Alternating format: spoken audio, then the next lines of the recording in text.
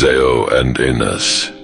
Chapter 1. The Ashen Helm. In the oldest tongue of the buried kingdoms, before men taught stone to bear their names, and before the dead learned how to linger in prayer, there was spoken a word that meant heat without light, fever without mercy, and flame that did not consume the flesh so much as the soul. That word was Zeo. It was not first a helm, though that is how mortals came to know it. It began as a vow hammered into existence by those who had already been touched by the end of all things. They were called the Ashbound, a mournful order of nameless smith priests who toiled in caverns lit by funeral fire. The coals of their furnaces were not ordinary coals. They fed their braziers with oaths broken by kings, bones stolen from saints, and the dry black ash gathered from battlefields where no victor had been crowned. Every spark that rose from their anvils carried the memory of grief. The Ashbound believed the soul did not depart cleanly when the body fell. Some souls lingered in the soot of burned cities. Some clung to cold iron, unwilling to drift into judgment. Some turned to ash and yet remained aware, faintly smoldering within the ruins of what they had once been. These they named the souls of ash, spirits neither living nor dead, but reduced to the last enduring cinder of self, frail as dust, yet impossible to extinguish. To protect such souls, the Ashbound forged Zeo. The making of the helm took 13 winters, or so the surviving fragments claim. Its metal was no simple steel. It was drawn from grave iron veins beneath a mountain split long ago by lightning from a god no chapel now dares name. The ore came up black as old blood and rang with a sorrowful note whenever struck. The smith priests folded it upon itself with reverent violence, then quenched it not in water, but in a mixture of oil, tears, and the powdered remnants of sacred charcoal taken from pyres, where heroes had burned unburied. When at last the shape of the helm emerged, it seemed less forged than awakened. Its crown rose in hard, severe ridges like the bones of some ancient beast. Its brow curved downward in a stern, protective sweep, shadowing the face behind it. Along its surface ran hairline channels filled with a faint bronze glow, as though embers slumbered under the metal. Those who beheld it too long swore the light moved like breath beneath skin. The inner lining was said to be warm even in deepest winter, and no hand could touch it without hearing, for the briefest moment, a whisper like wind passing through a crematory. Yet Zeo was feared as much as it was revered. The helm did not merely shelter the wearer from blade or flame. It enclosed the fragile remnants of the self. To don Zeo was to cage the soul of ash within something stronger than flesh. It shielded memory from rot, will from dissolution, and purpose from despair. Those who wore it in battle could march through flame-blackened fields while the dead moaned around them, and the ruin that broke lesser minds slid from them like rain from stone. Their thoughts did not scatter. Their identities did not fray. Their grief remained terrible, but whole. That was the first mercy of Zeo. Its second mercy was crueler. The helm knew when a soul had begun to collapse. It felt the tremor of surrender before the wearer spoke it aloud. It tasted fear, self-loathing, and that most fatal weakness, the yearning to cease. When such weakness arose, Zeo tightened around the spirit within. It did not comfort. It constrained. It held the soul of ash together by force if tenderness failed. Many bore the helm and cursed it for that. It would not allow them to fade. It would not allow them oblivion. It preserved them against enemies, but also against their own desire for release. So the Ashbound said that Zeo was not kind. It was faithful, Across the centuries its legends spread, dynasties fell, cathedrals sank into swamps, and plague smoke darkened whole provinces, yet the tale endured of a helm that could preserve what remained when everything noble had burned away. Lords sought it to escape madness, necromancers coveted it to bind unwilling spirits, pilgrims crossed wastelands for a glimpse of it. None understood that Zao could not be possessed in the common sense. It accepted a bearer only when it found within them the mark of reduction, a soul already burned down to essence. For Zao belonged not to the proud, but to the nearly ruined. In later ages, the scribes of the Ember monasteries wrote that the helm had no true face of its own. It altered subtly with each chosen bearer. To a knight of broken vows it appeared austere and regal, fit for a sepulchral king. To a widow carrying the ashes of her child, it seemed narrower, keener, almost priestly in shape. To a penitent murderer, it looked like judgment made iron. Whatever form it wore, one truth remained constant. When Zao settled upon a brow, the soul of ash beneath it ceased to drift, and that, in a dying world, was power enough to terrify heaven. Still, Zao was never meant to stand alone. Protection of the soul is only half a salvation, for what is a soul preserved if the heart remains exposed to corruption? What worth is endurance if the place where love, wrath, devotion and ruin are born remains unguarded? Thus the oldest prophecies speak not of the helm by itself, but of its counterpart, the warding half of an older and fouler union. Where Zao held the ash, another relic held the fire. Its name was Enas. And where these two sacred profanities met, there arose a being no priest could bless, no demon could wholly claim, and no mortal could behold, without sensing the shape of a blasphemy too infinite to name. Chapter 2. The Shield of Cinder. If Zao was born in furnaces beneath the earth, then Enas was raised amid open ruin, under skies the color of bruised iron, where cities burned for so long that the stones learned to glow after dusk. Its name, in the language of the old votaries, meant not merely one, but the first, the soul, the indivisible center from which all harm and holiness radiate. It was called a shield by those too fearful to give it a truer title. In truth, Enas was an altar disguised as armor, where the soul of ash was the remnant of identity after annihilation. The heart of cinder was something darker and more dangerous. It was the core that remained after passion had burned past purity and turned to an enduring heat. Not innocence, but what survives innocence. Not love, but love after betrayal. Not courage, but courage after witnessing horror and choosing still to continue. A heart of cinder was not clean. It glowed with all the things mortals wish to deny in themselves. Rage, longing, grief, tenderness sharpened into obsession, and devotion that could curdle into sacrilege. The makers of Ennas were not the ash-bound. They were their estranged kin, the Ember clergy, a sect cast out for claiming that the heart mattered more than the soul. They taught that the soul might pray, remember, and endure, yet it was the heart that truly condemned or redeemed the living. The soul was witness, the heart was throne. So they fashioned a shield not simply to defend the flesh, but to guard the throne within.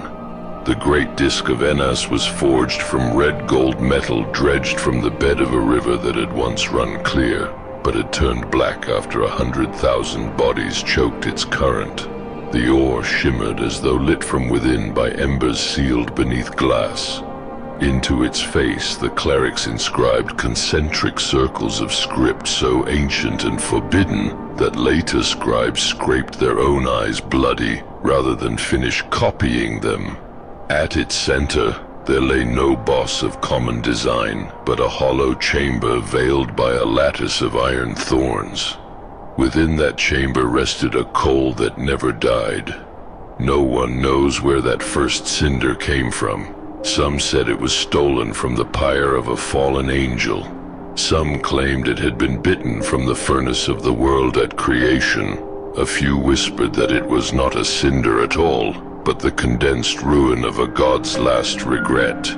Whatever its origin, the relic accepted it, nourished it, and made of it a sentinel flame. When lifted, Enas felt heavier than war should permit, yet in the hands of a rightful bearer it moved with the ease of instinct, as if every blow it turned had been foreseen and hungered for. But the shield's defense was not its chief miracle. Ennas protected the hearts of cinder. It guarded that dangerous inner furnace where desire and sorrow burned together. Against enchantment, seduction, despair, and terror, it stood as a wall. Against outside corruption, it was peerless. Yet its deepest office was stranger still. It did not merely guard the heart from invasion. It forced the bearer to confront whatever already lived there. Many who took up Enas expecting invulnerability were broken by revelation instead. The shield reflected no face upon its polished inner side. It reflected the condition of the heart. One warrior saw not himself, but the corpses of brothers he had left to die. One queen beheld a cradle filled with ash. One prophet saw his own sermons feeding carrion birds. To bear Enas was to stand before the furnace within and know whether the fire there was sacrificial or ravenous. Thus, the ember clergy declared that the shield was holy because it could not flatter. Once the worthy were found, however, Enas made them terrible. Their hearts no longer bled away under pressure from the world. Grief could not hollow them so easily. Fear could not seize the pulse and master it. Love, however wounded, did not fail. Fury, however justified, did not scatter into madness. The heart of cinder behind Enas became focused, shielded, and incandescent. A protected heart can survive monstrosity. A heart truly armed can create it. In time, the surviving records of the ash-bound and the ember clergy, though written in hatred of one another, began to converge upon the same unspeakable truth. The soul alone cannot rule. The heart alone cannot endure. Ash without cinder becomes drift, memory without will. Cinder without ash becomes wildfire, will without restraint. Only in union could there emerge a vessel strong enough to contain both ruin and purpose. That union was named Infinite Blasphemy. The title was not given in mockery, it was spoken in fear. For to join Zeo and Enas was to bind the protected soul of ash with the protected heart of cinder and create a being that no proper theology could tolerate. Such a being defied every clean division. It was not saint, not fiend, not revenant, not hero. It was the continuation of a will that had survived spiritual combustion and emotional annihilation alike. A thing preserved beyond what the merciful laws of life and death were meant to allow. The joining itself was a rite known only in fragments. The bearer first took up Enas and held it against the chest until the shield's inner coal beat in time with their own heart. Then Zeo was lowered upon the brow, while the bearer stood within a ring of ash, cinders, and extinguished candles. Witnesses spoke the names of everything the bearer had lost. If the relics accepted them, the names did not crush the soul, they fed it. The shield grew hot, the helm grew warm. The air around the supplicant darkened as though a great shadow had stooped unseen over the ritual. Then came the silence, not the silence of peace, but the silence of a world holding breath. When it ended, the person within the relics was changed. Their step no longer sounded wholly human. Their gaze carried a depth like black hearths after midnight. They could stand before the horrors that broke armies and remain upright, not from innocence, but because something within them had become too fused to unravel. They were called Infinite blasphemy, not because they were evil by nature, but because their existence insulted every limit imposed upon mortal survival, and once such a being was born, it did not remain unwatched. For every infinite blasphemy draws near it, a guardian from the dark, a shadow eternal and obedient, a thing that keeps vigil where sleep, fear, and nightmare gather. Not all guardians appear in the same manner, yet every legend agrees upon one truth. When the relics are joined, something ancient comes to kneel. Chapter 3. Infinite Blasphemy. The chroniclers who wrote of infinite blasphemy rarely agreed on kingdoms, dates, or the names of rulers, but on one matter they spoke with dreadful harmony. No one becomes such a being by accident. The joining of Zeo and Enas happens only when a soul has already been burned nearly to extinction, and a heart has already survived enough sorrow to kindle like coal. The relics do not choose the innocent, they choose the enduring. To common folk, an infinite blasphemy might pass unnoticed at first. They would see only a solitary figure whose helm caught firelight strangely, and whose shield seemed too old for any heraldry known. Yet animals drew back from them. Priests forgot their prepared blessings in the figure's presence. Infants, it was said, either slept at once or screamed until blood flecked their lips. Not because the being radiated simple malice, but because everything living sensed an impossible union in them, a person who had gone beyond the permitted threshold of breaking and still remained whole. There were tales of one who crossed a plague city alone and came out carrying the fevered child of a stranger, untouched by corruption. There were darker tales of one who stood upon a field after battle, neither helping the wounded nor harming them, only listening while the dying confessed things they had hidden even from God. Another was said to have entered a cathedral overrun by bone-worshipping fanatics and left it empty save for ash in the shape of kneeling men. Whether these stories describe one being or many, no scholar can say. Infinite blasphemy is less a title of office than a condition of existence. Wherever the relics have found a worthy vessel, that condition has returned. Yet the old texts insist that no infinite blasphemy walks truly alone. They are attended, guarded, and in some bleak sense loved by what the forbidden liturgies call the eternal shadow.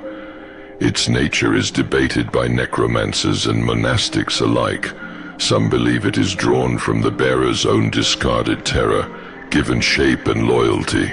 Others say it is an ancient species of night creature bound by the joining rite. A very old heresy claims each eternal shadow is the shadow of a dragon slain before history began, still seeking a master worthy of its ruin. Descriptions vary only in minor details, and every description is abominable. The eternal shadow is said to tower to a height of 11 feet and 1 inch, though witnesses often insist it seemed larger when standing still. Its form is unmistakably draconic in silhouette, yet grotesquely altered, as though the memory of dragonhood had been stretched across a body infected by something old and intelligent. It walks upright upon elongated limbs too thin for their own reach, the joints bent at angles no natural creature should sustain. Its shoulders, spine, and knees writhe with slick tendrils that twitch and coil as if listening to a language beneath sound. The head bears a mouth split far too wide, fixed in a grin that does not change, exposing rows of pale, uneven teeth. Its eyes lie sunken in hollows of shadow, and within those hollows smolder dull yellow orbs without pity, warmth, or hesitation. To behold it is to feel that one is not looking at a beast, but at something wearing the shape of one. And still, for all its horror, the eternal shadow is loyal. It does not usually stride beside its master in daylight like a hound. It lingers at edges, in rafters, behind ruined walls, beneath staircases where dust never settles. It watches while the infinite blasphemy sleeps. It prowls the thresholds of dreams. It keeps guard against things with no names fit for waking tongues. In the oldest households of the northern barrows, mothers once left bowls of black milk and burnt honey at the foot of children's beds, hoping to appease whatever shadow might pass through and spare the dreamer. For humans, however, the bond takes a stranger form. The eternal shadow does not always reveal itself in full to a human bearer of infinite blasphemy. Instead, it enters the theater of sleep, where the mortal mind is most undefended and the border between soul and heart grows thin. There it feeds upon nightmares, not gently nor with any tenderness a sane person would call comforting, but with a hideous efficiency. It devours terrors before they can root too deeply. It swallows the shapes of grief that return with claws and teeth in the small hours. It crouches over the sleeping human like a monstrous sentinel, and consumes what would otherwise gnaw at the spirit until dawn. So the nightmare fades, and the human wakes unrested perhaps, but protected. This is why many accounts of human bearers speak of sleep filled with the sensation of being watched. The room feels crowded though empty. The dark at the corner of the chamber seems thicker than elsewhere. On winter nights there may be the scent of wet iron and ash, and on the floor prints that begin nowhere and end at the bedside. Yet the dream itself is gone. The terror has been eaten. Somewhere beyond sight, the eternal shadow has fed and kept its vow. That is the true obscenity of the matter. Infinite blasphemy is not merely a fusion of relics. It is a covenant between endurance and dread. Zeo preserves the soul of ash. Ennas protects the heart of cinder. The bearer becomes something greater and more terrible than either relic alone could fashion. And in answer to that transformation, the dark sends forth a guardian that is itself a contradiction, monstrous in form, absolute in loyalty. No clean morality survives contact with such things. A bearer of infinite blasphemy may save a village and doom a monastery. They may defend a child and execute a prophet. They may kneel in prayer without being holy, and slaughter a fiend without being good. The helm does not make them virtuous.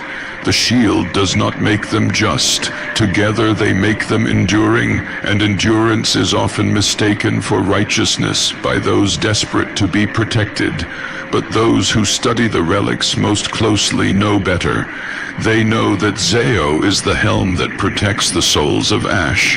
They know that Enas is the shield that protects the hearts of cinder. They know that together they create infinite blasphemy, a state of being born where memory cannot die and passion cannot be extinguished. They know that such beings are followed, or perhaps crowned, by the ever-loyal eternal shadow. And they know, above all, that none of this belongs to the natural order of the world. Perhaps that is why the legends endure. In every age there comes a time when kingdoms rot from within, when dreams turn predatory, when men and women are reduced to the barest remnants of who they were, and yet are still asked to continue. In such an age, the promise of ordinary salvation grows thin. People begin to look elsewhere, into tombs, into ashes, into furnaces, into the dark space at the edge of the bed where something with yellow eyes may be watching over their sleep. And there, in that dreadful longing to survive beyond what should be survivable, the relics wait. The helm, the shield, Zeo and Ennas, ash and cinder, soul and heart. From their union rises not a hero nor a demon, but a blasphemy without measure, infinite in endurance and terrible in grace, walking beneath a faithful shadow that feeds upon nightmares and calls its horror devotion.